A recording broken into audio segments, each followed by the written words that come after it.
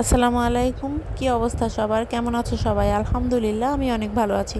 তো দেখতে পাচ্ছ বন্ধুরা, এখানে কিছু সজনে পাতা নিয়েছি। তো এই সজনে পাতাগুলো দিয়ে আজকে কি করব তো জানতে হলে অবশ্যই পুরো ভিডিওটা কিন্তু দেখে যেতে হবে। সজনে পাতাগুলোকে আমি ডাল থেকে ছড়িয়ে একটা ঝাঁকার মধ্যে রেখেছি। আর এদিক দিয়ে এইমাত্র কিন্তু মাছওয়ালা এসেছিল, কিছু মাছ দিয়ে গেছে। তো আমাদের বাসায় এসে মাছ দিয়ে যায় আমরা যখন যেরকম চাই আর কি।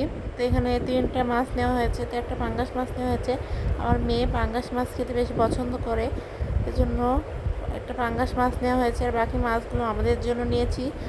আর মাছগুলোকে এখন ভালোভাবে আঁশটে পরিষ্কার করে নিয়েই তারপরে কিন্তু কাটাকাটি শুরু করতে হবে। তো মাছগুলোকে এখন ভালোভাবে আঁশটে পরিষ্কার করে নেওয়া হচ্ছে। এই যে দেখো বন্ধুরা, মাছগুলো এখন কাটাকাটি শুরু করেছে।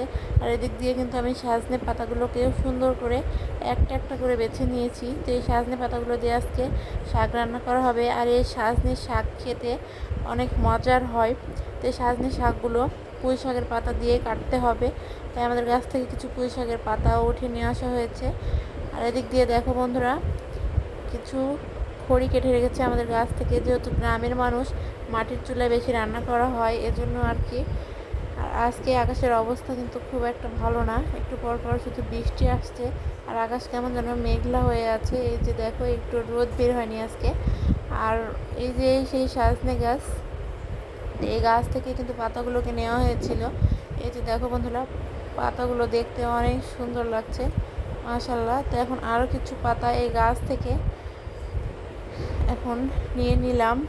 তো সবগুলো পাতাকে আমি সুন্দর করে বেছে এখন পুঁই শাকের পাতা দিয়ে শাকগুলোকে কাটবো। আর এদিক দিয়ে কিন্তু মাছ সুন্দর করে কেটে ধুয়ে নেওয়া হচ্ছে।